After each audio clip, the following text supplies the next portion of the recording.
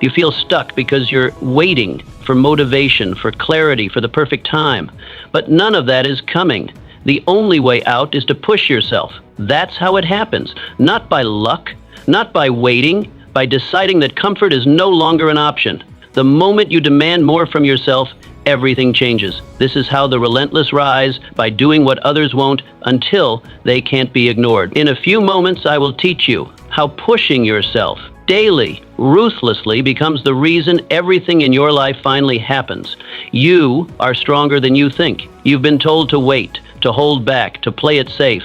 But inside you, something is burning, something greater than you ever dared to admit. That feeling you keep trying to silence, that's your true power calling. It doesn't whisper, it roars. And until you answer it, you'll always feel restless. You were not made to drift through life, controlled by circumstance. You were made to conquer it. The doubt you feel, the hesitation in your step, that's not weakness. It's a signal. It's telling you you've stayed in place too long. You've listened too much to those who never dared to do more themselves.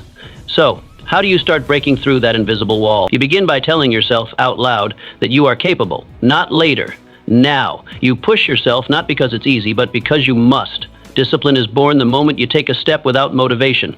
That's when real strength begins. Imagine waking before the sun while the world still sleeps. You build your mind, your body, your vision before the world even opens its eyes. You don't wait for someone to push you, you push yourself. Every day, without applause, without approval. Can you see yourself doing that? Ask yourself, are you using your strength or only imagining it? Are you moving or waiting for permission? You must act. Because life will not stop for you. The opportunity you seek won't knock politely. You must drag it into existence with your bare hands. The pain of regret is greater than the pain of discipline. There will come a day, maybe years from now, when you sit alone, eyes fixed on a wall that never answers back, and in that silence, you will either feel peace or regret. That is the price. Every choice you make today, every excuse, every delay, it adds weight to that moment. Most men would rather suffer comfort than confront growth. But comfort never builds a legacy. Comfort never built a great mind or forged a great destiny. The pain of discipline is sharp, yes, but it fades. The pain of regret, it lingers, it gnaws. So what do you do with this knowledge? You choose the harder path, not because it's painful, but because it frees you. You wake early. You say no to distraction. You train your will like a soldier trains his body. Every refusal, every repetition, every silent hour, these are bricks in the house of your future. Imagine looking back years from now, knowing you faced every fear, fought every excuse, and rose anyway. What if you lived a life where there was no what if? What if the man in the mirror was proud of you? Why live in delay when discipline can set you free? Why run from sweat when regret will haunt you longer? Which pain are you choosing each day, consciously or not? No one is coming to save you. You were not born to rescued, you were born to rise. Every time you wait for someone to give you a break, a sign, a miracle, you surrender your power. No one is coming. Not the perfect teacher, not the perfect moment, not the perfect feeling. It's just you and your decision. The world doesn't owe you understanding. It rewards the man who acts, who builds with bleeding hands and unwavering conviction, the man who takes the bricks thrown at him and constructs his foundation. But how do you move when the weight feels unbearable? You stop asking for relief and start creating results. You take one step, then another, and another. You keep your head down and your standards high. You rise before others. You do the hard thing when no one's watching. Picture yourself in a dark room. No help, no noise, just silence. Most freeze, but not you. You strike a match. You light your own way. That's what separates you. That's what makes you unstoppable. Are you still waiting for someone to pick you, or have you decided to pick yourself? Every day you wait is the day you stay stuck. Every day you act is the day you get stronger. Remember, your future isn't found, it's made. And no one else is going to make it for you. Discipline is the highest form of self-respect. If you respected yourself more, you'd waste less time. That's the truth most refuse to face. You say you want more, you dream of excellence, but your habits speak louder than your hopes. Discipline isn't punishment, it's honor. It's how a man proves to himself that he is worthy of the life he desires. You don't earn greatness through emotion. You earn it through repetition. Cold, deliberate, daily action. Discipline is how you remind yourself that your goals are real, that your future matters more than your feelings. How do you cultivate this fire? You make promises to yourself, and you keep them. You get up when the world sleeps. You work when your mind whispers excuses. You demand more, even when comfort is an option. That is self-respect in motion. Imagine a man who speaks few words, but every action screams consistency.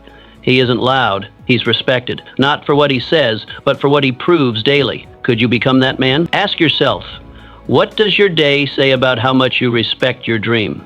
What does your discipline say about the life you're building? You want to feel proud? Earn it. You want peace of mind? Build it with discipline.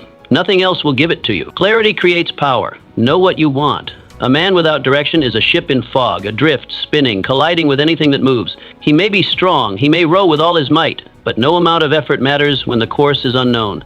Without clarity, he burns energy, not progress. He mistakes motion for meaning, and one day he wakes up tired, not because he worked too hard, but because he moved too aimlessly. His days blur together, his ambitions dissolve into routines. He becomes a man who survives, but never arrives. Clarity is not a luxury, it is the necessity. It is the compass that turns ordinary movement into meaningful motion. Most people go their whole lives without ever deciding what they truly want. They follow inherited dreams. They copy the desires of their peers. They run toward things because others seem to be running too. But they never ask, where am I actually going? And in doing so, they forfeit the right to shape their destiny. They don't live, they drift. But there comes a moment, quiet and powerful, when a man grows tired of drifting, when he senses the emptiness of borrowed goals, when the applause of others no longer drowns out the silence in his soul. And in that moment, if he dares, he gets still. He doesn't scroll, he doesn't escape, he listens, he writes, he confronts the fog, and asks himself the most dangerous question of all. If nothing stood in my way, what would I create? What would I become? It is not an easy question. It strips away excuses, it shatters illusions, because once you name your true desire, you can no longer pretend to be lost. You can no longer blame others or wait for a sign. You must either move toward it or admit you've chosen comfort over clarity. But once you declare it, the world shifts. Your focus sharpens, your energy aligns, your actions acquire direction. Suddenly, each day becomes a brick, not scattered sand. You build, you ascend, you become the man who climbs, not the man who circles. Picture yourself standing at the edge of a mountain. The sky is wide, the path is unclear, but your destination calls. Without vision, you wander. With vision, you conquer. The man with clarity doesn't avoid struggle, he welcomes it, because he knows where he's going. He isn't shaken by failure, he isn't swayed by noise, he walks with force, he speaks with purpose, he lives with aim. So ask yourself, do you really know what you want, or have you just been reacting to life? Push yourself to decide, push yourself to declare, because once your vision is clear, your life becomes momentum. Every choice gains precision, every step builds weight, and the man who once drifted becomes the man who arrives. Start before you're ready. You keep waiting for the right moment, for the perfect opening, for life to give you some divine sign that it's your time. You wait for the weather to calm, for the noise to stop, for confidence to strike like lightning from the sky. But let me speak to you plainly. That moment is not coming. If you keep waiting for everything to feel right, you'll still be standing in the same place 10 years from now, watching your life rust from the sideline. Readiness is a myth. It's the polished mask that fear wears to make hesitation feel smart. You think you need to be more prepared, more certain, more secure, but all that does is keep you stuck. You don't gain courage by pausing. You gain courage by stepping into the uncertainty and deciding to walk anyway. You don't become ready before the journey, you become ready in the journey, in the mess, in the mistakes, in the moments where your heart races and your knees shake and your mind screams, don't. That's where strength is forged. But how do you move when everything in you whispers, wait? You move anyway. You train yourself to act despite the discomfort. You take one step forward, not because it's perfect, but because it's possible. You write the sentence even if it's ugly. You start the workout even if it's short. You speak even if your voice trembles. You override the voice of fear with the decision to build, to become, to begin. Picture a man standing at the edge of a river. He watches the current, studies the depth, calculates the risk. He tells himself he'll cross when it's safer, when the water slows, when the sky clears, but the water never stills. The perfect moment never comes, and so he stands there, waiting until one day he looks across and sees another man on the far side. That man is soaked, scraped, out of breath, but he made it. Not because he was braver, not because he was smarter, but because he started. Ask yourself, how many times have you let fear delay your life? How many dreams have you buried under the weight of not yet? You don't need more time. You need more courage. You need to stop worshiping comfort and start honoring progress. Because here is the truth. Action changes everything. Not thought, not preparation, not prayer without pursuit. Action. It's how you sharpen your mind. It's how you build confidence. It's how you rewrite the story of your life, step by trembling step. So, don't wait for certainty. Don't wait to feel ready. Push yourself forward because you feel afraid. Walk through that fear like it's a doorway, because it is. The man who wins is the one who acts. When it's hard, when it's risky, when it's messy, he falls, he bleeds, but he builds. And that's why he rises. You don't have time to waste. You think you have time, but you don't. That's the cruelest illusion, the softest lie you've been fed since childhood. There's always tomorrow. No, there isn't. Time is not patient. It does not pause to accommodate your hesitation. It does not slow when you feel lost. Each second that passes is a decision, a sentence written into your story, whether you chose it or not. The clock isn't a companion. It's a quiet executioner. It watches, it waits, and it takes. Every day you delay is a day that disappears, never to return. The man who succeeds, the man who shapes his life into something sharp and remarkable, is not always the most talented or the most lucky. He is simply the man who understands that time is life, nothing else. You can lose your job, your money, your home, and recover. But the hours you wasted, the mornings you slept through, the days you spent scrolling, doubting, overthinking, they are gone, irretrievable. That is the price of inaction, and it is steep. So what do you do with that truth? You stop pretending you have endless pages to fill.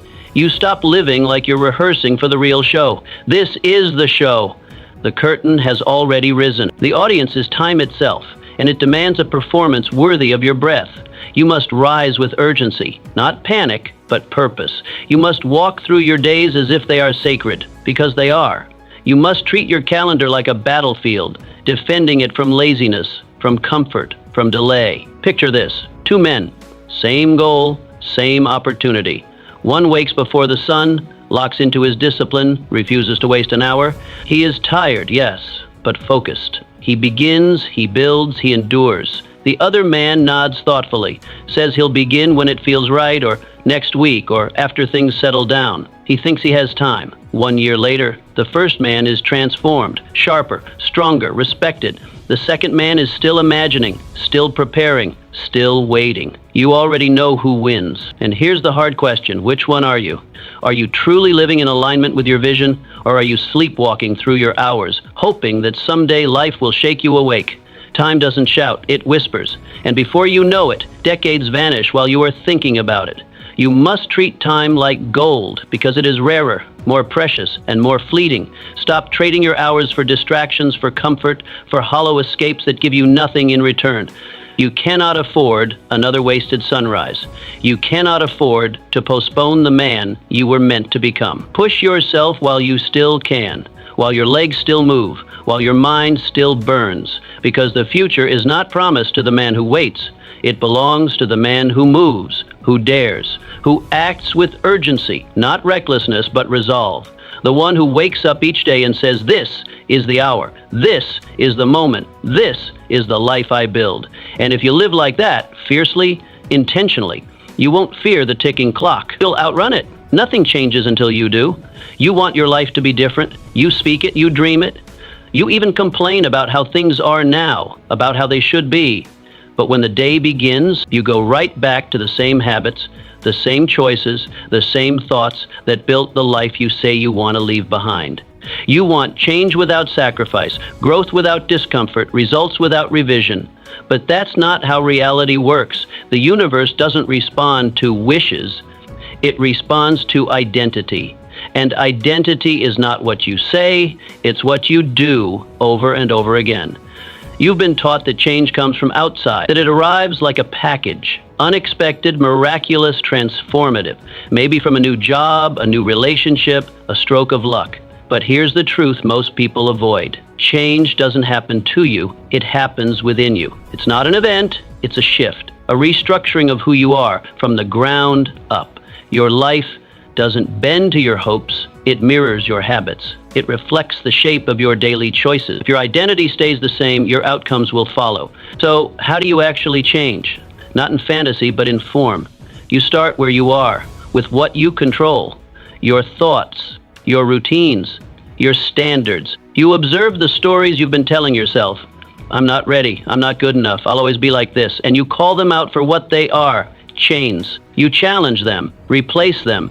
You begin building a new mind, one small truth at a time. You start to act not as who you've been, but as who you intend to become. And over time, your life begins to shift. You no longer react, you rebuild. You begin to notice new options, take bolder actions, and demand more from yourself and your surroundings. And that's when people say you've changed. But you didn't change by accident. You became someone else on purpose. Picture this. A man plants the same seed every morning. Corn, corn, corn. Yet he prays for strawberries. That's what most people are doing. They repeat the same mental patterns, the same habits, the same complaints, and then they beg the world to deliver something new. But you don't get strawberries from corn. You reap what you consistently sow. If you want a new fruit, you need a new seed, a new mindset, a new decision. You must change what's beneath the surface if you want new growth above it. Ask yourself honestly, what behaviors are you clinging to that keep you small? What narratives are you replaying that guarantee the same results? You don't need more luck. You don't need the world to hand you a miracle. What you need is courage. Courage to disrupt your comfort. Courage to reject the familiar. Courage to look in the mirror and say, this version of me must die so something stronger can live. It won't be easy. Nothing worthwhile is. But when you change, really change, your life doesn't just shift at the edges. It transforms from the inside out. So stop trimming the branches. Go to the root. Push yourself. Refuse to repeat the past. Become the man who earns the life he wants. Because when you change everything. Success belongs to the consistent greatness, does not fall from the sky. It is not awarded to the man with the loudest voice, the best ideas, or even the sharpest mind. It belongs to the man who shows up every single day. The man who puts one foot in front of the other when it would be easier to stay still. The man who picks up the hammer not once, not twice, but again and again until the job is done. That's who wins. That's who becomes unstoppable. Because talent fades, motivation weakens, inspiration comes and goes. But consistency compounds. It's slow, it's quiet, it's often invisible, and that's why most people ignore it. But it's the most powerful force available to you. You want success, but have you earned it with your habits? You dream of achievement, of recognition, of transformation, but how often do you actually show up when it's hard? How often do you keep your promises when nobody's watching? That's the test. The man who is consistent doesn't need applause to keep going. He doesn't need to feel like it to do the work. He doesn't need external fuel because he's already lit the fire within. He shows up in the rain. He shows up in the dark. He shows up when every part of him says stop. And that's why he breaks through while others fade out. Consistency is not exciting. It's not glamorous. It's repetitive. And yes, it's boring, but it's the grind that builds empires. It's the slow pressure that turns coal into diamond. Day by day, brick by brick. A little progress repeated endlessly becomes something massive. That's the secret no one talks about. People are too obsessed with the breakthrough moment, the flashy success story, the overnight victory. But every overnight success was years in the making, years of doing the same work without reward, of repeating without recognition, of enduring without escape. So how do you become consistent? You stop negotiating with yourself. You remove maybe from your vocabulary. You set a standard and you honor it, no matter what mood you're in. Consistency doesn't care how you feel. It only asks one thing. Will you show up today? Will you sit down and write? Will you train even when your body aches? Will you push even when there's no fire left? If your answer is yes, and if that yes becomes your habit, then there's nothing you can't build. Imagine a man with an axe. He walks into the forest and swings once. Then he leaves. The tree stands tall. Another man swings the same axe. Not once, but daily. He doesn't talk about it. He doesn't post about it. He just shows up and swings, day after day. At first, nothing happens. Then a dent. Then a crack. And one morning, the tree falls. Not because of a final heroic strike, but because of all the strife. That's what success really looks like. Built in silence, revealed in time. So ask yourself, have you been swinging the axe daily or only when it's convenient? Do you move with discipline or only with motivation? Motivation is temporary. It's emotional. It fades. But commitment, that's character. That's power. That's how you break through. You don't need another burst of inspiration. What you need is relentless consistency. You need to push yourself when the fire is gone, when the sky is gray, when no one's watching, because that's where winners are forged. Not in the spotlight, but in the shadows. The man who starts strong is easy to find, but the man who finishes with his head down, his hands dirty, and his soul intact, is rare.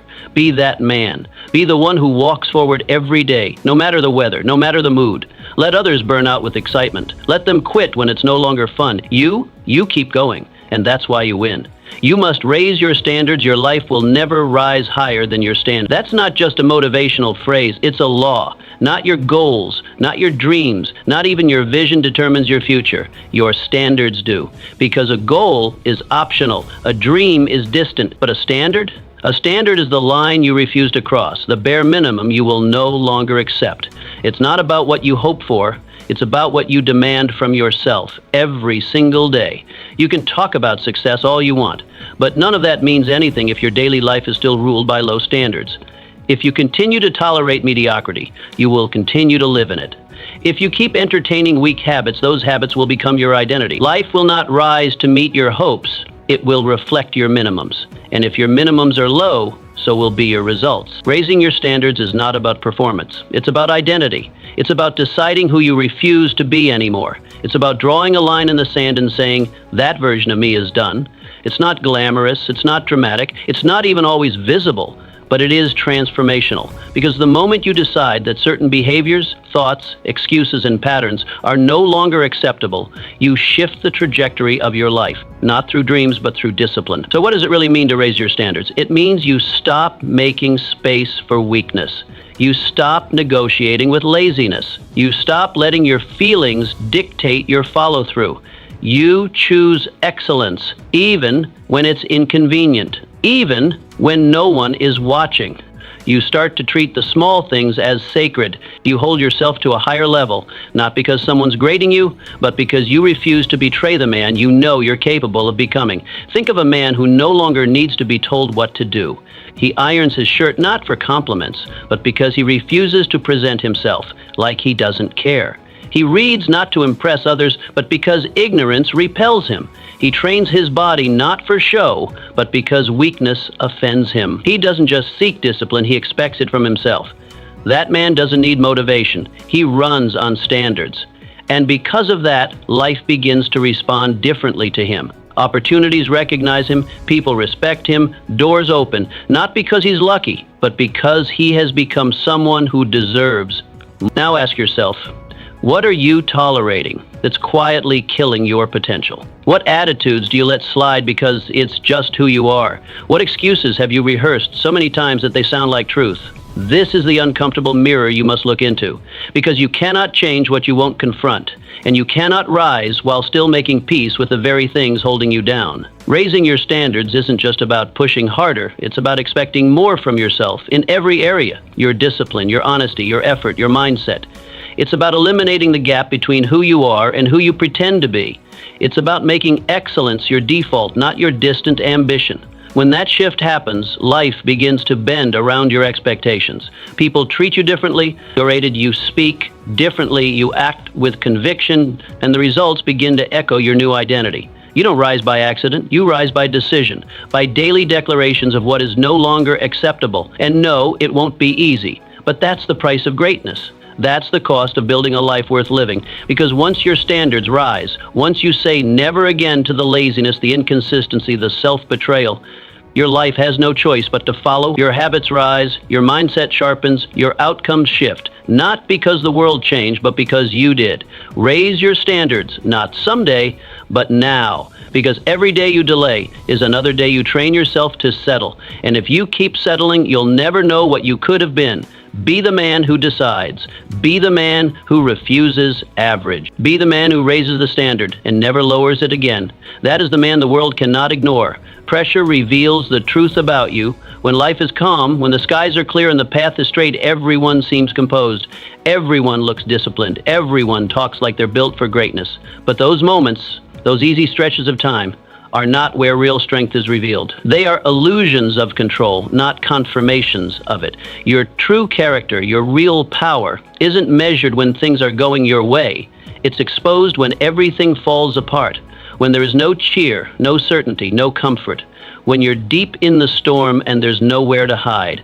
That's when you meet the real you. Anyone can hold their head high when life's giving them applause. Anyone can talk about mindset when nothing's testing it. But who are you when the applause disappears? Who are you when the plan breaks, the path disappears, and doubt begins to whisper? When the results don't come? When the support dries up? When the fire is hot and relentless? That's when you find out if your discipline was real or just decorated. That's when you discover whether you've trained your mind or simply entertained the idea of strength. Pressure doesn't break you, it exposes you. It peels back the surface. It removes the mask. It shows whether your habits were built on convenience or commitment. It reveals whether your vision is just talk or something deeper, something wired into your bones. You don't rise to the level of your potential when things get hard. You fall to the level of your preparation. The ones who thrive under pressure, the ones who don't fold when life pushes back, aren't lucky. They're trained. They didn't wait for pressure to test them. They tested themselves first. So how do you become that kind of person? How do you build a mind that doesn't bend? You don't wait for crisis. You simulate it.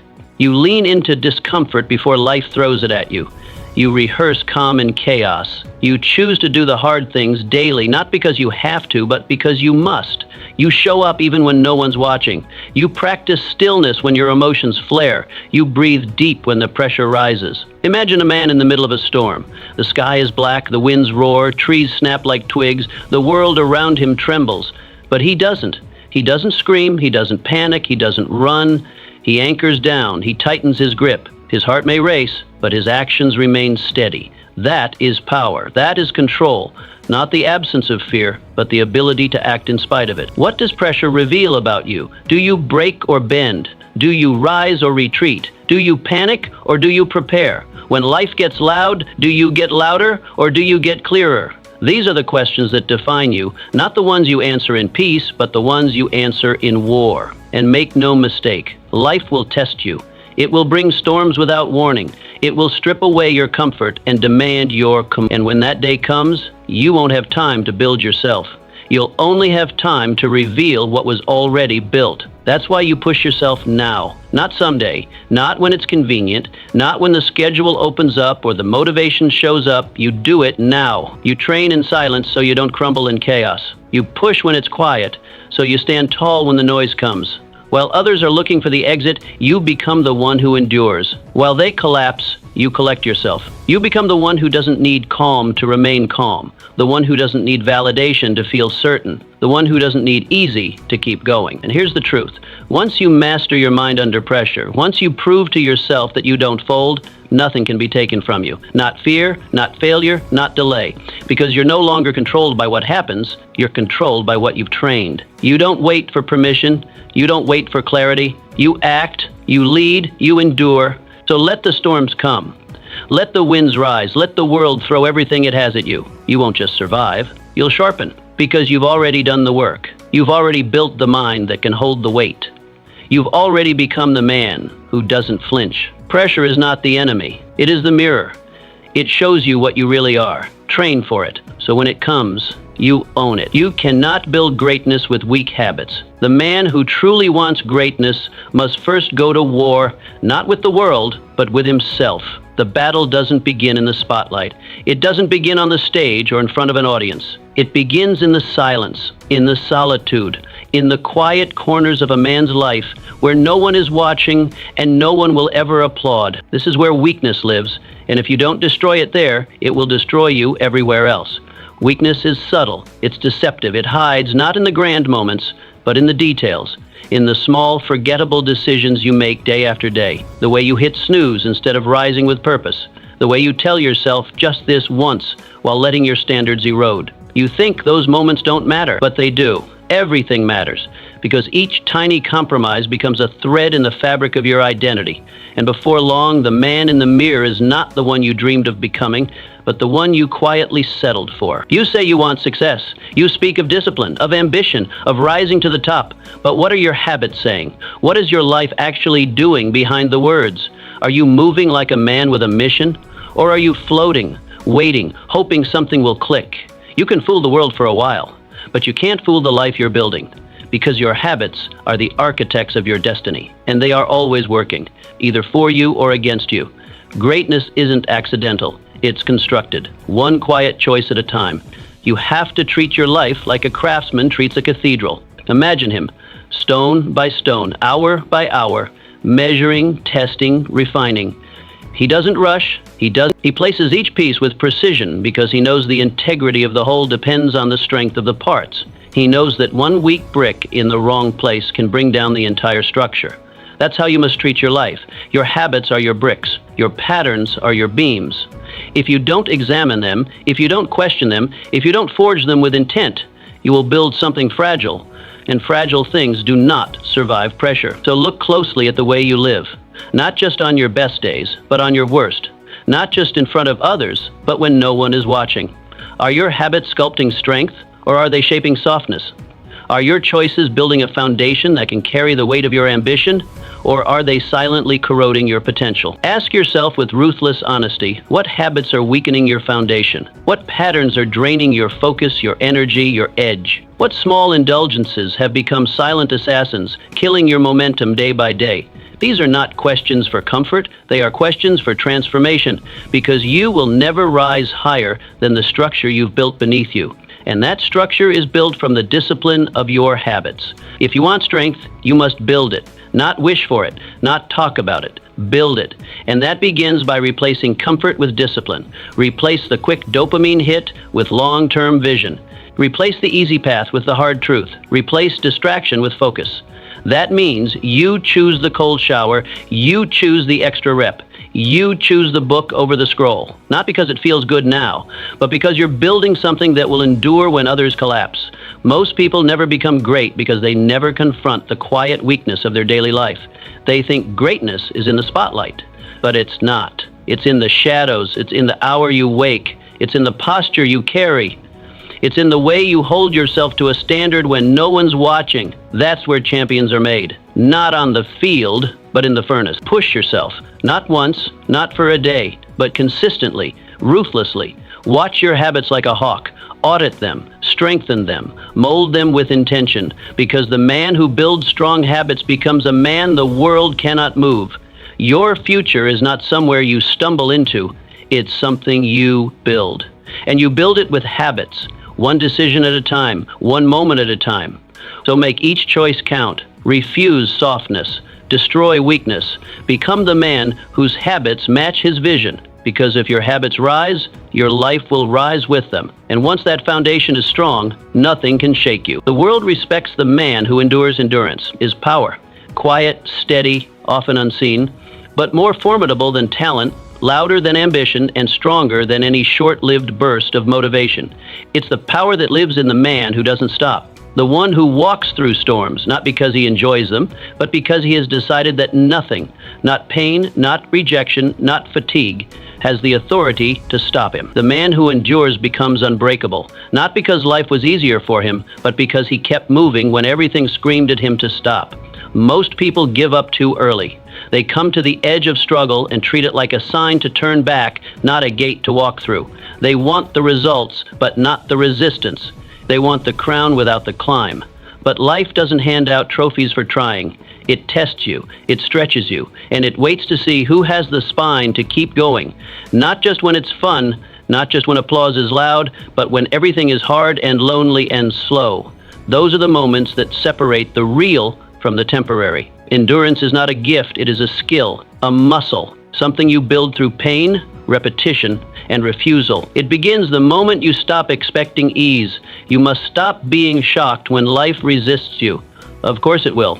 That's its job. It will take from you. It will hit you where it hurts. It will ask again and again, are you sure you want this? And most will say no, most will fold. But those who expect resistance, who anticipate the trial, they are never surprised by the weight. They were already lifting before the burden came. Imagine a man pushing a cart up a steep hill. He's alone. There is no cheering, there is no help. The road is uneven, jagged, and unforgiving. He pushes and the cart slips. It rolls backward, the wheel breaks, the man falls. But he doesn't curse the hill.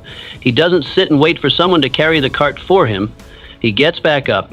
He fixes what's broken. He pushes again and again and again until one day, quietly and without fanfare, he reaches the top.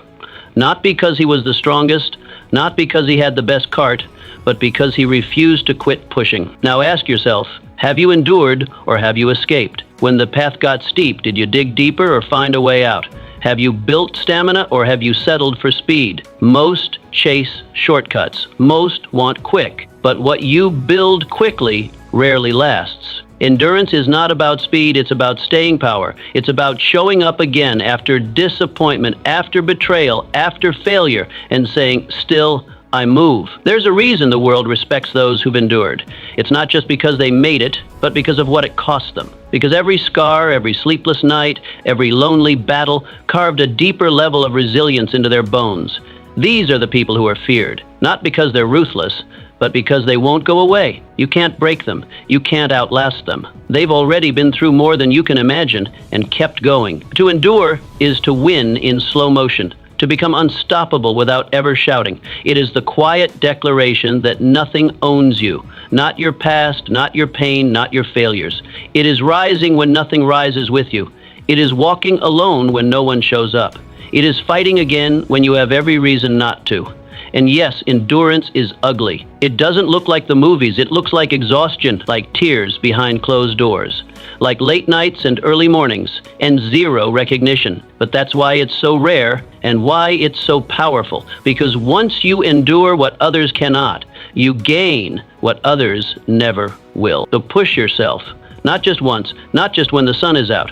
Push yourself when everything breaks, when it's dark, when you're tired, when nothing makes sense. Refuse to surrender. Refuse to sit down. Let the world see what persistence looks like in its rawest form, because the man who endures becomes a force no obstacle can outlast. In the end, life bends not to the talented, but to the relentless. Not to the fast, but to the consistent. Endurance doesn't ask how you feel, it asks whether you'll keep moving anyway. So keep moving, keep pushing, keep enduring, because that's how you win. Action is the cure to fear.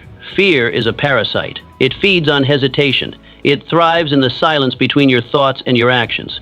The longer you wait, the more it multiplies. The more you sit still, the more it whispers and twists and grows claws around your potential. Fear is not always loud. It doesn't always scream. Sometimes it just hums in the background, subtle and convincing, wrapping you in the lie that now is not the right time, that you need to think more, wait longer, feel ready. But that feeling never comes. Not the way you expect it to. Because fear doesn't leave when you think. It only leaves when you move. You've been conditioned to believe that courage is something you're supposed to feel first. That bravery comes knocking before you act. That you wait until the nerves settle, until the anxiety fades, until the perfect moment presents itself like a neatly wrapped gift. But that belief is a trap. That belief has killed more dreams than failure ever has, because courage isn't a precondition, it's a result. It's not the fire that pushes you forward, it's the flame that ignites, because you took the first step. You want to conquer fear? Stop talking to it. Stop waiting for it to soften. Fear doesn't negotiate, it doesn't bargain, it feeds on delay. You don't get past it by understanding it. You get past it by outrunning it. You overwhelm it with motion. You bury it under momentum. You take that small trembling step and then another, until fear has no room to breathe. That's how you kill it. Think about what's stopping you right now. Is it a memory of a time you failed? A voice in your head telling you you're not good enough? Is it someone else's judgment or some imagined humiliation if things don't go perfectly? None of that is real unless you give it power. Stay still, you give it more. Fear is not a wall. It only looks like one when you're standing still. The moment you lean in, the moment you reach out, you realize it's just smoke. just illusion. It has no structure, no spine, no strength, unless you supply it. Picture a man standing before a mountain. He stares at the summit, high and jagged, lost in clouds. He sees the risks, the falls, the unknown, and fear rises. His heart races, his legs hesitate. Every thought in his mind screams for safety. But then something shifts. He doesn't conquer the mountain with a scream or a leap. He simply steps forward, one foot, then another. Not fast, not perfect, but forward. And with every step, the fear that once felt massive begins to shrink. He no longer has time to overthink. He is breathing, climbing, moving, and suddenly, fear is no longer his companion. Momentum is. That's what action does. It doesn't just silence fear, it replaces it. It gives your body something to focus on. It gives your mind a new rhythm. It brings your attention away from the endless what-ifs and into the reality of what's next. Action anchors you to now. And fear can't survive in the now. It only lives in the maybe, the later, the soon. Kill that. Replace it with today. Ask yourself, what fear are you feeding with inaction? What mountain have you been staring at for weeks, months, maybe years, without taking a single step? And what would happen, honestly, if you just moved? Not leapt, not conquered, just moved. You think the first step must be perfect, grand, decisive. It doesn't. It just has to happen. Because that first step is not about progress, it's about breaking fear's rhythm, interrupting its hold, proving to yourself that you can act, even while afraid. And the truth is, fear never fully disappears. But you learn to walk with it, to stop bowing to it. You train your mind to keep going even when doubt rides beside you. Because the man who waits for fear to leave will never build anything. But the man who acts in spite of fear, he becomes unstoppable. Not because he never felt fear, but because he refused to let it sit in the driver's seat. So push yourself to act. Not tomorrow, not when it's more comfortable, today, even if your hands shake, even if your voice cracks, even if your legs feel heavy, just move. Because once you do, you'll discover something ancient and powerful.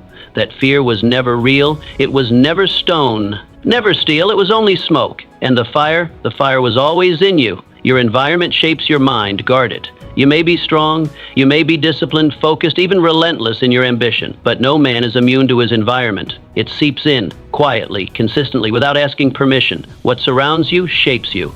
The conversations you hear, the energy you absorb, the people you allow into your space, they leave fingerprints on your mind whether you notice them or not. Strength means nothing if you're constantly drowning in noise that dulls it. Discipline fades when surrounded by those who mock it. Fire dies slowly in a room full of wet blankets. Most men drift through life with their gates wide open. They let in everything and everyone, every opinion, every distraction, every shallow voice. They think they're being open-minded, but what they're really doing is surrendering their soil to anything that walks by. And then they wonder why they feel scattered, unfocused, unmotivated. A man on a mission cannot afford to live that way. He must be intentional about every voice, every vibration, every piece of input that enters his mind. Because the truth is, your environment is not passive. It's a force, a shaper, a sculptor. If you spend your days among the lazy, the faithless, the small-minded, don't be surprised when their thoughts start becoming yours. If you surround yourself with people who tolerate mediocrity, you'll soon start finding excuses for your own. Energy is contagious.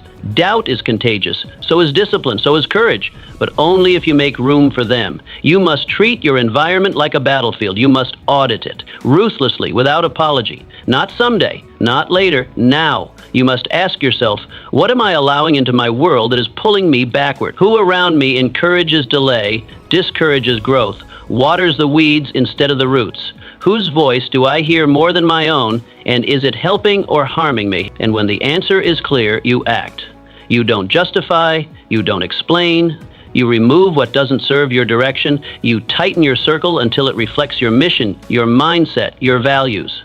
You stop sharing your energy with people who don't respect it. You stop debating with people who aren't even trying to grow.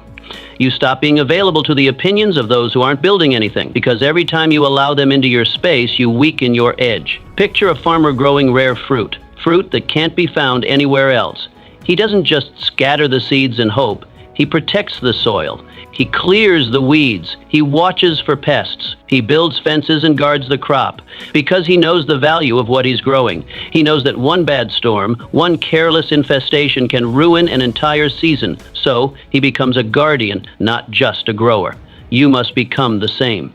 You are growing something rare. Maybe it's a vision no one else sees. Maybe it's discipline in a world that glorifies ease. Maybe it's faith in a time of cynicism. Whatever it is, it's precious.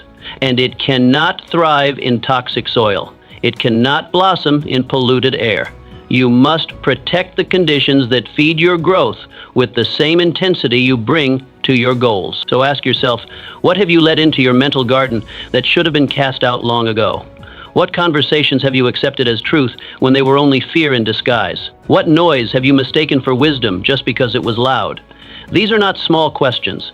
They are the ones that determine whether your path will lead to transformation or stagnation. To be truly powerful, you must be selective, not arrogant, not dismissive, but aware. You must treat your mental space as sacred, because it is. Everything flows from there, your choices, your emotions, your habits. If the foundation is poisoned, don't be surprised when the structure collapses. That's why you must shape your surroundings like a sculptor-shaped stone, every inch deliberate, every detail examined, every addition questioned. Because greatness does not grow by accident. It grows in the quiet, curated space where nothing exists but vision, focus, and fire. Push yourself to protect that space. Stop being casual with your attention. Stop handing out access to people who haven't earned it. Start curating your life like a work of art, because that's what it is. Build walls, not to hide, but to fortify. Plant gardens, not to impress, but to nourish. Choose allies who speak life, not doubt, who fuel the fire, not fan the fear, because your mind is not just a tool, it's the temple. And no matter how strong you think you are, if the temple is defiled, the fire will eventually die. So guard it, shape it, build it, and let no one in who threatens what you're becoming. Build inner fortitude. Don't rely on motivation. Motivation is fleeting. It's a flicker, a spark that lights up for a moment and fades before you can hold on to it. One day it roars in your chest, and the next it vanishes like smoke in the wind. If you depend on it, you will always live in cycles. Starting strong, stopping short, beginning again, only to quit when the feeling dies. That's the trap most men fall into. They wait to feel ready. They wait for energy, for clarity, for some invisible push to ignite their drive. But the men who build something lasting, empires, legacies, unshakable strength, don't wait to feel like it. They move anyway. They understand a truth most avoid. Motivation is a luxury. Discipline is a necessity. There will be mornings when your eyes are heavy, when your limbs protest, when your heart isn't in it. Afternoons when everything in you wants to give up, when your passion feels buried beneath exhaustion or doubt. There will be days when you don't feel powerful or certain or inspired. And in those moments, the question is not what do you feel like doing, the question is what did you say you would do?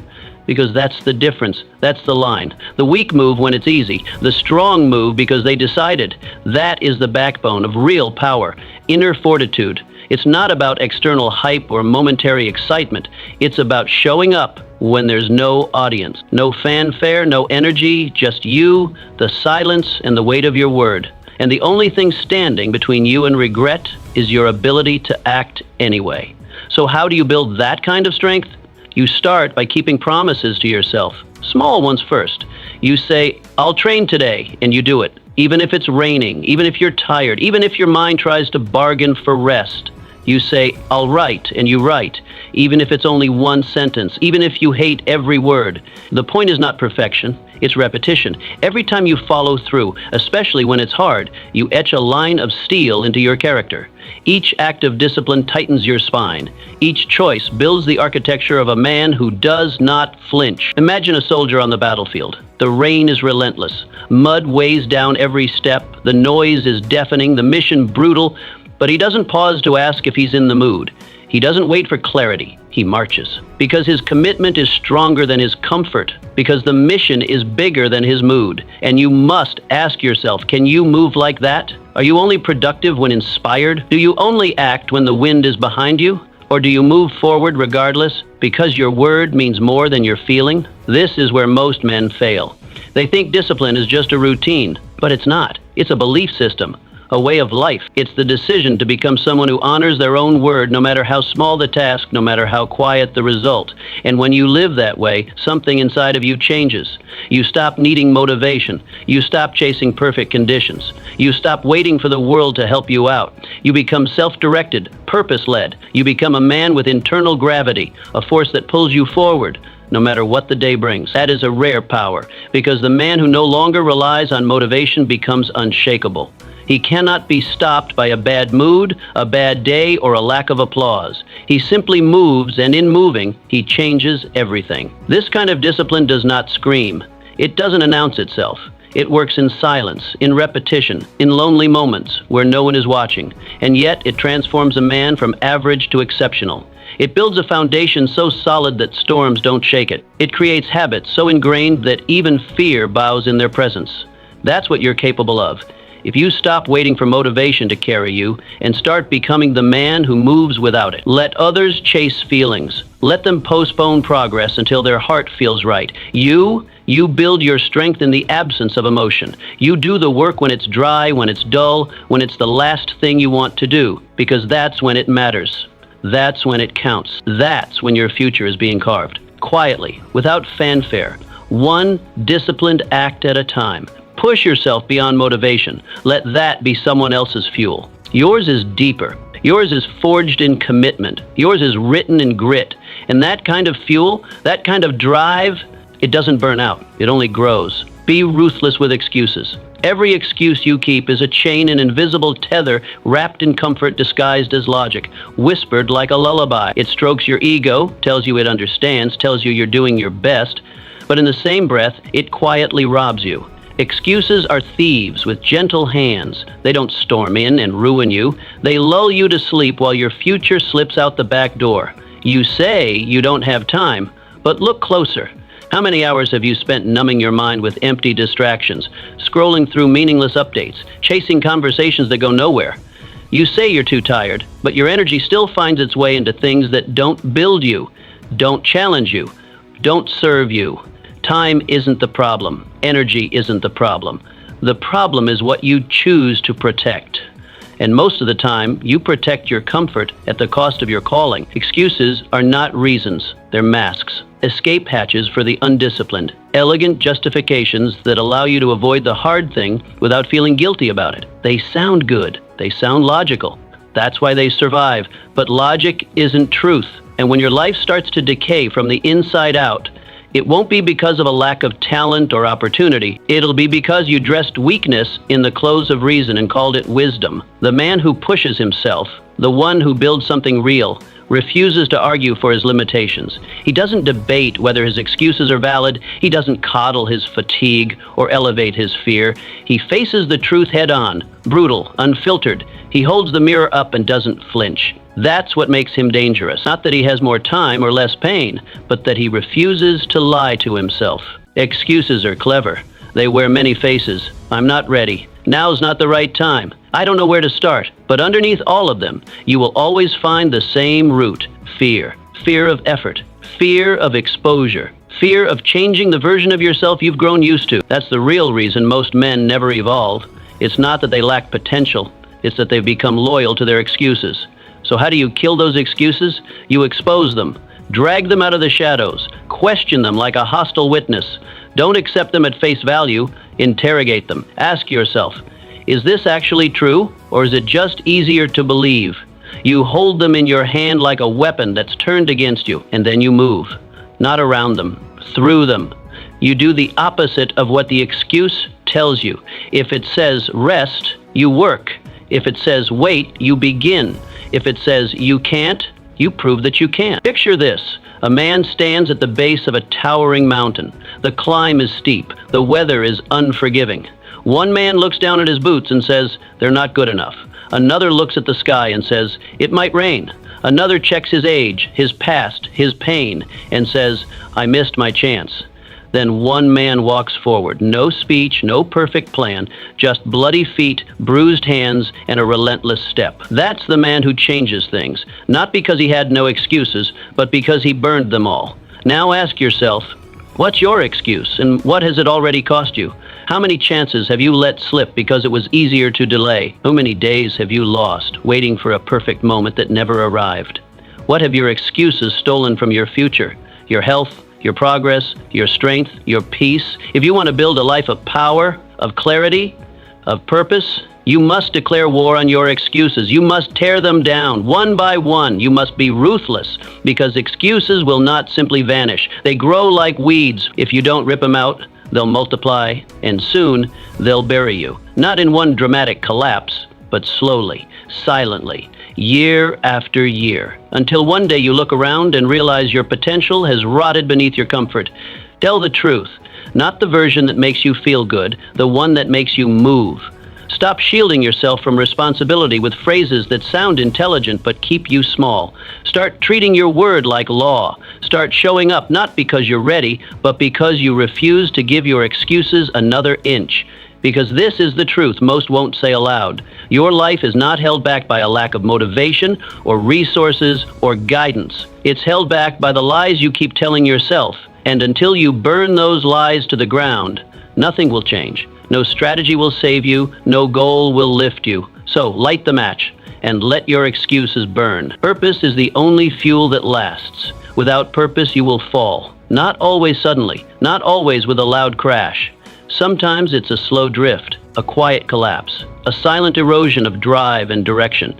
One morning you rise with fire, the next you move like fog. One day you care, the next you can't explain why you're even trying. Because effort without meaning dries out. It becomes a burden, a chore, a performance without a script.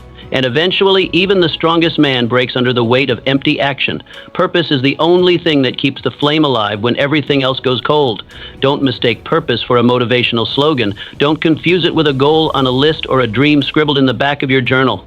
Purpose is not decorative, it's foundational. It is the fire that burns beneath your discipline, the engine beneath your actions. When your body is tired, when your mind is fractured, when the results are nowhere to be seen, purpose is what makes you take the next step anyway. Not because it's easy, not because it's fun, but because it matters. The man with purpose moves differently. He walks into the day with certainty. He trains with intensity, not for attention, but because something inside of him demands it. He doesn't need applause. He doesn't need eyes on him to validate his effort. He moves with conviction.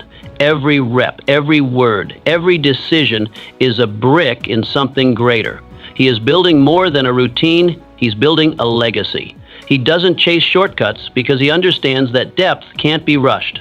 He works as though every detail holds weight because to him it does. Purpose makes pain tolerable, not because the pain lessens, but because it's no longer empty. When you suffer without a reason, the suffering feels like punishment. But when you suffer for something, the same suffering becomes fuel. It deepens your resolve. It sharpens your vision. That's why the man with purpose can outlast everyone else, not because he's immune to pain, but because his pain has a place, a reason, a direction. So how do you find this purpose? You don't find it in the noise. Not in the advice of others, not in comparison, not in the world's definition of success. You find it in the silence. You find it by sitting alone with your own truth. No filters, no distractions, just you and the question that cuts through all illusions. What am I willing to suffer for? Not what you want, not what looks good on a vision board. What are you willing to bleed for? What do you believe in so deeply that discomfort becomes irrelevant? Because that is where your purpose lives. It lives in the thing that you can't walk away from, even when it hurts. The thing that keeps you up at night, not with anxiety, but with urgency. It's the reason you rise before the sun, the reason you keep moving even when the path is uphill and the reward is invisible. Imagine this, two men building a wall. One is paid by the hour. He waits for instruction. He checks the clock. He does the minimum. The other isn't working for a wage. He's working for a vision. He sees beyond the bricks. He sees the castle in the dust. Every stone he lifts is sacred. Every moment matters. One is surviving, the other is creating. That is the difference purpose makes. So ask yourself, why do you rise each morning? Is it for show, for approval, for fear of falling behind? Or is it for something deeper, something solid enough to hold you steady when everything else shakes? Purpose gives your life a center, a spine, a compass. When others are lost in distraction, you stay the course. When others seek comfort, you embrace challenge, not because you're better, but because your vision leaves no room for mediocrity. And when the world tells you to slow down, to back off, to play small, you look inside and remember the reason you began. Push yourself to connect with that purpose. Don't just write it down, live it. Let it bleed into everything you do. Let it guide your steps and strengthen your will. Let it become the standard that all your actions must answer to, because when your purpose is clear, your path is lit, even in the dark. When your purpose is rooted, your sword is sharp, even in battle. The man without purpose burns out, but the man with purpose, he burns through distraction, through failure, through exhaustion, through fear. He becomes unstoppable, not because he's always strong, but because his reason is stronger than his resistance. And that is how you rise. Not once, every day. Stop. Begging for confidence, earn it confidence, is not something handed to you. It isn't gifted through praise or built by the soft pat on the back of encouragement. It's forged in fire, in repetition, in the quiet spaces where no one is watching. It's earned, not through noise, but through action, through conquest, not compliments. You don't wake up with belief in yourself because someone said you should. You wake up with belief in yourself because you know what you've done. You've fought, you've followed through, you've bled and finished. And that history, your own private ledger of discipline and resilience, is the root of real confidence. Most men walk through life starving for permission to believe in themselves. They look around, searching for approval. They ask, "Do you think I can?" as if the world's opinion can replace their own record of proof. But that question must die. It is weakness disguised as humility. Replace it with a command, "Watch me prove it." Because in the end, no one truly believes in the man who doubts himself. They may smile, they may nod, but belief is reserved for the man who has already proven he doesn't need it. And once you become that man, once you start moving without permission, you'll discover something powerful. No one can doubt you when you no longer doubt yourself. Confidence is not loud. It's not arrogant. It doesn't have to announce itself. Confidence is built in the quiet, in the shadows.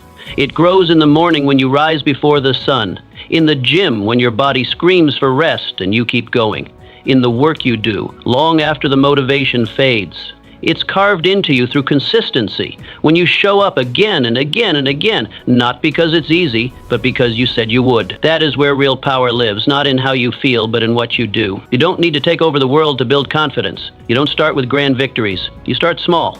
You start by keeping promises to yourself. You say you'll rise early, and you do. You say you'll train, and you do. You say you'll read, write, study, build, and you do. One act, then another, then another. Each one is a brick. Each one is a declaration. And soon, your actions begin to speak louder than your insecurities. The more you follow through, the quieter your doubts become. And then one day, you look in the mirror and you don't see potential, you see proof. That proof becomes armor. Not flashy, not boastful, but unshakable. Picture a man who stands tall. Not because people applauded, not because he was born with gifts, but because he endured. He's not loud. He's not seeking validation. He doesn't need to convince anyone. He's been through the storm. He's taken the hits. He's kept his word when it would have been easier to quit. His confidence doesn't come from what he says. It comes from what he's done. He's survived every battle life threw at him. That's why he stands tall. That's why he doesn't flinch. Do you feel weak? Then act strong. Don't wait to feel better. Be better. Confidence isn't a mood. It's a byproduct of discipline. You think men who appear confident were born that way? No, they became that way through years of small wins, through choices made in the dark, through the steady refusal to break when others bent. Every time you act strong while feeling unsure, you build the foundation of a stronger self. Do you feel uncertain? Then stop spinning in your head and start proving something. To yourself, not to the world. Today, not someday, not when it's easier. Do something hard. Do something uncomfortable. Do something that proves to your own soul that you are not here to quit, not here to fold, not here to settle. The man who keeps showing up, keeps honoring his word, keeps stacking quiet victories, that man becomes unshakable. Because no matter what the world throws at him, he's already proven that he'll stand, that he'll do the work, that he'll endure. And it's not about being the best, it's about being solid, reliable, grounded in action. That's what confidence truly is. A deep, unspoken knowledge that you can trust yourself because your past proves it. So don't chase the feeling, chase the follow-through, chase the reps, chase the fire that comes from doing what you said you'd do, especially when it's hard. confidence will come, not all at once, not in a moment, but over time, quietly, steadily, like a storm that doesn't scream, but surrounds. You don't need to talk about it, you need to live it. And once you do, you'll never need to ask anyone if they believe in you again, because your actions will answer the question, loudly, permanently, and without apology. The fire you need is already in you. You don't need more advice. You've heard enough. You don't need more time. You've had plenty. And you don't need another chance, another push, or another person to believe in you. What you need, what you've always needed, is to realize that everything you're searching for, everything you're begging for from the world, has been within you this whole time. The fire, the strength, the clarity, the grit. It's all already there. Not in a book, not in someone's approval, inside you. But you've forgotten that, haven't you? You've been living like your power is somewhere else, like it's waiting to be unlocked by the perfect routine, the right opportunity, or the right set of words spoken by someone more successful than you. And the whole time, you've been walking around with the match in your pocket. The spark's already in you, but you've let it stay buried under doubt, hesitation, and the story you've been told about who you are supposed to be. The fire you seek isn't out there. It never was. You've just been trained to believe it is. Conditioned to think someone else has to give it to you, that you need permission, that you must be chosen. But understand this, you were already chosen. Life itself chose you the moment you were born. The very fact that you're breathing, thinking, and capable of choice means you've been handed the one thing most people take for granted, a chance to become something unstoppable. But you forgot. Somewhere along the way, the world tamed you. They told you to be polite, to calm down, to be practical. You started to believe the lie that safety equals success, that comfort equals happiness, that certainty is better than challenge. So you traded your fire for routine. You traded your potential for acceptance. You went from being a force to being a shadow, and now you wonder why you feel empty. You weren't born weak. You weren't born passive. You were born with a spine, a will, and a soul wired to struggle and win. That fire inside you, maybe it's dimmed, maybe you've ignored it, maybe it's covered by layers of excuses and disappointment, but it isn't gone. It's never gone. It waits.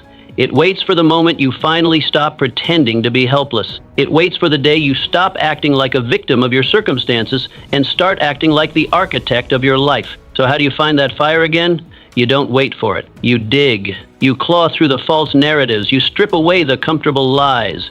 You stop looking at the clock. You stop waiting for the right time. And you do. You do something hard every single day. Not to impress anyone, not to check a box, but to wake up the warrior that's been asleep inside you. You start keeping promises to yourself. No more delay, no more tomorrow, no more talking about it. If you say you'll do something, you do it. You push limits, you feel the resistance and lean into it. You let the struggle carve you, not break you, sharpen you, because that's what struggle does when you stop running from it. It hones you into a weapon. Picture a man alone in the dark, cold, afraid, surrounded by silence and uncertainty. He has nothing to cling to, no support, no guidance, just his breath and his mind. But he reaches into his coat and finds a small spark, a flint, a match. He strikes it. It flickers for a second, just enough to see his own hand, just enough to warm the air around him. And in that moment, everything changes. Not because the fire was handed to him, but because he lit it himself. That's you, right now. You're holding the match, but will you strike it, or will you sit in the dark and hope someone comes along to light it for you? You have to choose. You can keep waiting, keep pretending, keep blaming everything outside yourself, or you can remember. Remember who you were before the world softened you, before you started filtering your words, your fire, your movement to fit in. Remember the version of you that wanted to build, to conquer, to rise, not the tired version, not the passive version, the warrior, the builder, the fire starter. He's still there, and he's waiting for you to wake him up. Because here's the truth. The world will not give you your fire. It's not going to deliver you purpose on a silver platter. No one is coming to rescue you from doubt. You carry what you need. You carry the flame. Always have. Push yourself to remember that. Push yourself to act like that. Don't beg for motivation. Don't scroll for inspiration. Look in the mirror. That's your reminder. That's your ignition. Start with one act, one decision, one promise kept. Strike the match, and then watch what happens when you stop waiting and start burning. You don't need more. You need to remember what's already yours. Confidence, fire, power. It's not out there. It's in your blood, in your bones, in your breath. You were always the fire starter. Now light the damn flame. Keep pushing when no one claps. You say you want to be great. You talk about it with conviction. You imagine the results, the rewards, the recognition. But the question is not whether you want greatness. The question is whether you can endure the process required to earn it. Can you keep pushing when no one sees? Can you keep showing up when there's no applause, no praise, no likes, no spotlight? Just silence, because that's where greatness lives, in the dark, in the quiet, in the repetition no one celebrates. Most people can sprint when the lights are on. Most people can shine when the audience is clapping, but most people stop when the noise fades. They work hard when they're noticed, then fade into comfort when they aren't. They say they want success, but what they really want is attention. They're addicted to being seen, not to becoming excellent. But the ones who rise, the ones who actually become something unshakable, they learn to keep working in the dark. They don't need eyes on them to validate their grind. They don't need public confirmation to keep their discipline intact. They work when it's lonely, when it's cold, when it's thankless. And that's where their edge comes from. Not talent, not luck, but consistency without audience. Your results won't come from the days you feel celebrated. They won't arrive after a standing ovation or a perfect day. They'll come from the mornings when you didn't feel like it, but still did it. The nights when your body wanted rest, but you chose to finish.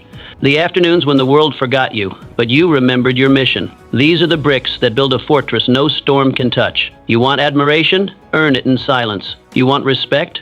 Forge it in discipline. Let the world wonder how you got so far. Let them whisper about your strength, your focus, your unshakable foundation. Let them speculate. You won't need to explain, because you'll know you earned it alone. You didn't chase the crowd. You didn't need the applause. You built something real when no one was looking. And how do you train for this? How do you become the one who moves without being seen? You kill the craving for approval. You bury the need to be praised. You don't pretend that applause is worthless. It feels good, but you decide that it's not necessary, that you can move without it, that you can grow without someone telling you you're doing a good job. You make the work sacred. You fall in love with the process, not the performance, the effort, not the ego. You begin to understand something few ever do, that the reward is not the recognition.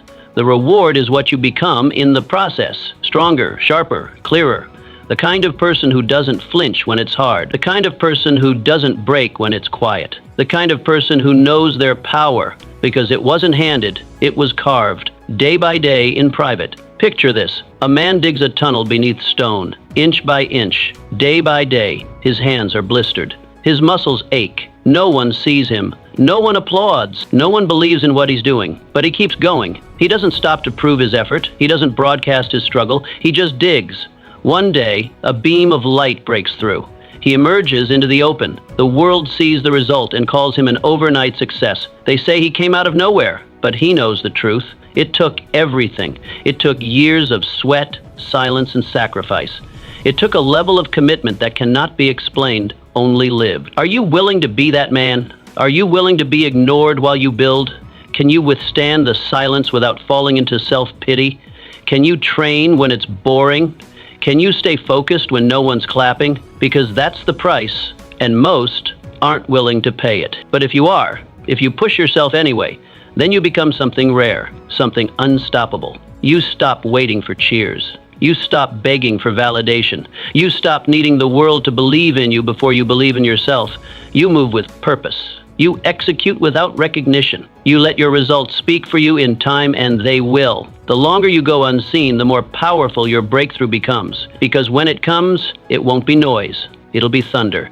The world won't just notice you, they'll feel you. But only because you put in the work they never saw. So keep digging, keep showing up, keep pushing, even in the silence, especially in the silence. Because that's where the real ones are made. Not on stages, but in solitude. Not through hype, but through hunger. You say you want to be great, prove it when no one's watching. Decide right now you're all in. There's a moment when everything changes. You may not notice it as it's happening. There's no drum roll, no triumphant music swelling in the background, no crowd watching, no cinematic moment to announce its arrival, but it happens just the same, and when it does, it marks the death of who you were and the birth of who you could be. It's quiet, yes, but it's final. It's the moment you decide, I'm all in. Most people never reach that moment. They flirt with the idea, they talk about commitment, they dress themselves in the language of discipline and desire, but deep down, they've always left the back door unlocked. They've kept a life raft nearby just in case. They say they want to transform, but they keep options open, always 1 foot in, 1 foot out. Always a little hesitation in their step. They don't jump, they lean, glance, tiptoe, and that's why they stay stuck. That's why change never takes root, because nothing lasting is built on maybe. If you want to become someone different, really become, you can't afford to live in the middle. The middle is the land of excuses, of broken promises, of comfort dressed as wisdom. The middle is the graveyard of potential, the place where dreams go to die slowly, and if you want to escape it, there's only one way out: commitment. Complete, unshakable, irrevocable. It starts with a decision, a real one, not the kind you announce with excitement only to abandon when the mood fades, not the kind you post about to feel accountable to strangers online. A decision that happens in private, that begins in your chest, in your bones, and echoes in everything you do from this point forward. A decision that says, I'm done being half-built, I'm done entertaining escape, I'm done with maybe, I go all in, or I don't go at all. Burn the bridge behind you. Tear down the safety nets. Let the old version of you dissolve. That version, the hesitant one, the cautious one, the one who always needed one more sign, is gone. You don't need more signs. You don't need more time. You need conviction. So, how do you step into that place? How do you live like you're all in? You start by facing your life as it is. You stop avoiding the uncomfortable truths. You take a cold, unflinching look at where you've been playing small, where you've been stalling under the illusion of being smart, being safe, you name the patterns. You admit where you've allowed fear to make your decisions, and then, without waiting for permission, you say enough. You tell yourself that the old way ends here, that from this point forward you are either all the way in or you're out. This decision is not just symbolic. It demands action. It demands change. You stop talking about goals and start executing. You stop waiting to feel ready and move anyway. You remove the language of hesitation from your vocabulary. Words like maybe, try, someday, we'll see, they no longer belong to you. You speak only in absolutes. You train, you build, you execute. Not once, not when it's convenient, daily. Because that is what all in means. It means your commitment is louder than your excuses. Picture a man standing at the edge of a cliff. The wind is howling. Below him lies the unknown. It's dark, uncertain, full of risk. Behind him is the old life, the one that kept him small, that kept him safe, that kept him unfulfilled. He doesn't have much time to think. He doesn't have the luxury of overanalyzing. He can leap or he can live with regret. He doesn't know where he'll land. He doesn't need to. He just knows he can't go back. So he tightens his jaw, steadies his breath, and jumps. Not because he's fearless, but because he's done waiting. That's what it means to be all in. To leap into effort without the promise of immediate reward. To trust that the strength you need will reveal itself only after you commit. And to understand that hesitation is the enemy. That every time you pause, stall, or backpedal, you're feeding the part of you that wants to stay small. So ask yourself honestly, what are you still clinging to that's keeping you stuck? What excuse, what fear, what false logic are you holding on to like it's protecting you? And how much longer are you willing to let it control your life? You already know what you need to do. You've known it for a long time. The only thing that's missing is the decision to do it fully. Not partially, not for a few days, not until it's hard.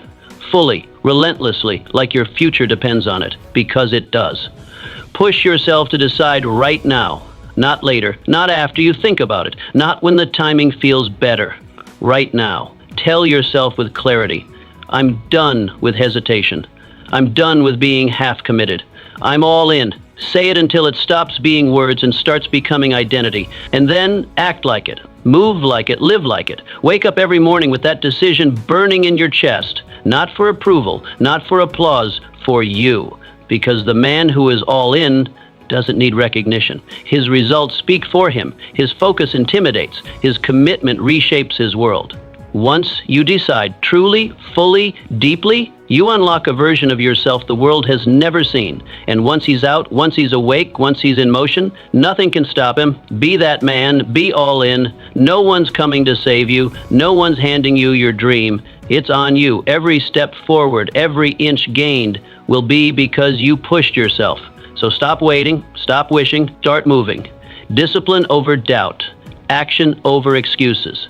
Because the life you want isn't built by chance, it's built by force. You either make it happen or you live with the regret of not trying. Decide now. Push yourself.